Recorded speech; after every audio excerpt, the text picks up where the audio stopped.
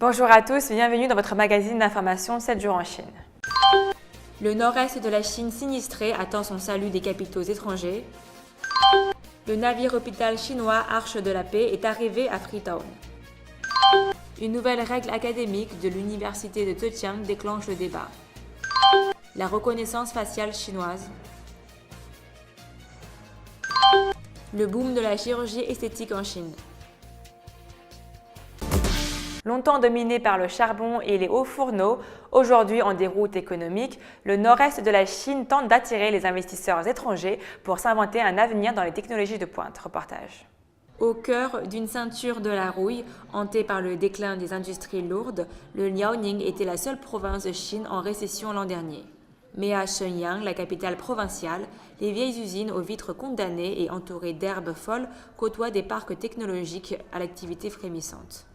Persuadé que les capitaux étrangers lui permettront de réussir sa délicate reconversion, Shenyang abrite un parc industriel sino-américain spécialisé dans les équipements automobiles à haute valeur ajoutée. En général, l'attitude des entreprises étrangères ici est assez bonne selon nos membres. Le gouvernement a déjà dit qu'il ferait tout pour faciliter la promotion des entreprises étrangères, donc les entreprises se sentent en général bien traitées ici.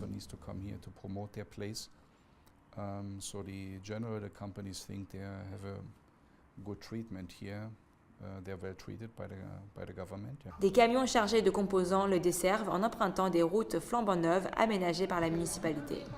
Pour autant, cela n'empêche pas la Chambre d'observer une forte hausse des arrivées d'entreprises européennes.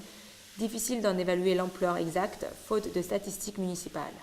Le Liaoning, officiellement en récession, admis avoir falsifié ses statistiques sur les années 2011 à 2014 pour camoufler l'ampleur des difficultés. Si vous avez des sociétés d'État avec 10, 20, 30, 40 ou 1000 employés et que vous devez restructurer, ce n'est pas facile. Monsieur Li, gestionnaire d'une usine d'isolant automobile, espère que les capitaux étrangers permettront à la région de se redynamiser. Si plus de gens viennent et investissent, l'ensemble de l'environnement va s'améliorer. Le travail, le salaire et d'autres aspects vont s'améliorer. Le processus risque cependant d'être long. Au centre de services sino-allemand de Shenyang, les bâtiments fraîchement construits demeurent quasi vides. Au début, on imaginait que ces entreprises pourraient emménager en 2018, mais finalement ce ne sera pas avant 2019. Le navire hôpital chinois Arche de la Paix est arrivé en Sierra Leone. Le bateau offre des soins gratuitement aux citoyens du pays. Des dizaines de personnes affluaient vers le navire pour des consultations et des soins médicaux. Le navire hôpital chinois est amarré à Freetown. Des centaines de Sierra Leonais sont venus pour recevoir une assistance médicale. Je suis tellement contente. Tout est vraiment bien, que ce soit pour les hospitalisations, les consultations. Les médecins ont trouvé les causes de la situation dans laquelle elle est actuellement. Et je dois dire que vous êtes vraiment bien et parfait. Les Chinois sont vraiment de belles personnes. Ils ont de très bons médecins. Quand nous sommes venus, nous avons trouvé de très bonnes infrastructures. Ils ont de bonnes connaissances, de bons docteurs. J'aimerais que plus de personnes viennent recevoir de l'aide. Oui, c'est le message que j'aimerais donner à tous les Sierra Leonais. Le navire a 8 niveaux. Il est divisé en 5 zones principales, a une capacité de 500 lits, 35 unités de soins intensifs, 12 salles d'opération et peut organiser 60 opérations chirurgicales majeures par jour. Le 21 septembre, le navire hôpital a soigné près de 2500 personnes. Le bateau est aussi arrivé avec du matériel pour équiper certaines des institutions médicales du pays. Comme nous le savons, la Sierra Leone a souffert d'Ebola en 2014. Il y a eu le glissement de terrain il y a un mois. Notre navire hôpital a noté ces points et il se concentre sur la prévention et le contrôle des infections, ainsi que sur le spectre d'une évolution des maladies. Il y aura un nouveau défi, donc pour cela, nous avons une préparation adéquate. L'Arche de la Paix quittera Freetown le 26 septembre. L'Université de la technologie de Zhejiang a instauré une nouvelle règle académique. Les opinions divergent sur la nécessité d'une telle règle. La course à l'excellence académique s'est poursuivie jusque sur Internet. Une nouvelle politique initiée par l'université du Zhejiang a déclenché toutes sortes de réactions. Je trouve que c'est assez choquant. C'est une innovation majeure. C'est ridicule. Il n'y a vraiment plus aucune limite.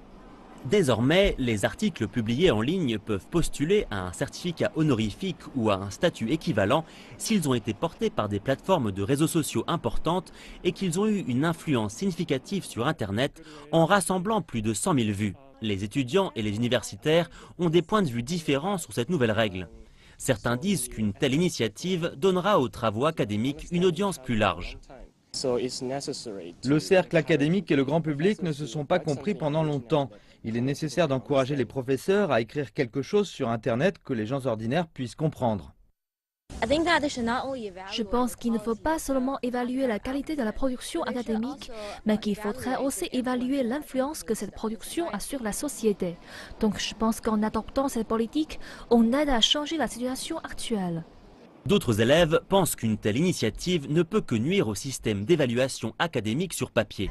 L'évaluation académique sur papier est différente de l'environnement sur Internet. Si vous voulez écrire de la littérature en ligne, il vous suffit de désigner le problème. Mais si vous voulez écrire un papier, il ne faut pas seulement désigner la question, il faut aussi trouver un moyen de répondre à la question. Et d'autres, enfin, restent neutres. Si on se contente de se dire d'accord ou pas d'accord, alors on simplifie excessivement la question. C'est selon moi un phénomène qui révèle l'influence grandissante des nouveaux médias sociaux. L'influence des réseaux sociaux sur le monde académique peut aider certains scientifiques oubliés à se faire entendre. Il y a beaucoup de scientifiques chinois qui ont apporté des contributions sans précédent à la société, mais qui n'ont pas été reconnus par le système académique actuel. Les experts ont demandé des réformes.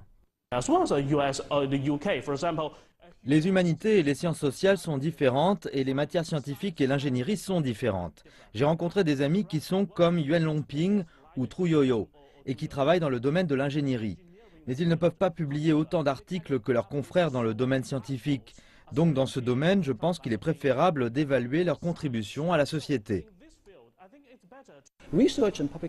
La recherche et les publications ne sont pas les seuls moyens de contribuer à la société. Il est aussi possible de participer au processus d'élaboration des politiques, à la résolution de problèmes pratiques et de contribuer de cette manière. L'initiative de l'université du Zhejiang vise à faire reconnaître des productions d'excellence culturelle en ligne par les membres du corps professoral et par les élèves. Mais il est difficile de dire à l'avance si cette mesure aura son efficacité. La reconnaissance faciale est un sujet controversé. Sommes-nous prêts à l'accueillir? Est-ce qu'un simple maquillage ou un déguisement pourrait tromper le système? Reportage. Itu Technologies, basée à Shanghai, est une entreprise en technologie artificielle spécialisée dans la reconnaissance faciale. Itu Tech fournit cette technologie aux banques et aux forces de police pour faciliter les enquêtes criminelles. La reconnaissance faciale est un sujet controversé et est-ce qu'un déguisement ou un simple maquillage pourrait tromper le système? Wu Shuang, un scientifique de l'entreprise Itu, affirme que la précision des algorithmes de reconnaissance faciale dépasse de loin les attentes des personnes. Nos algorithmes se sont vraiment améliorés grâce à l'utilisation d'une large base de données. Et ils sont particulièrement robustes contre le maquillage, les lunettes de soleil et les déguisements, et même contre des opérations chirurgicales légères.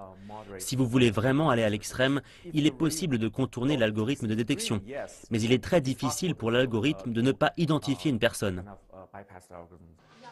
L'utilisation de la reconnaissance faciale en Chine va bien au-delà des attentes. Dans certaines entreprises, les employés, au lieu d'apporter leur carte d'accès, scannent leur visage pour entrer dans leur bâtiment.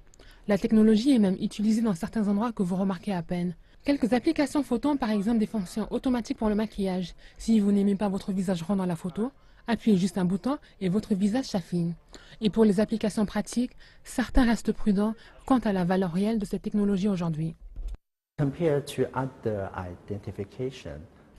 Comparé aux autres systèmes d'identification, celui-ci économise du temps.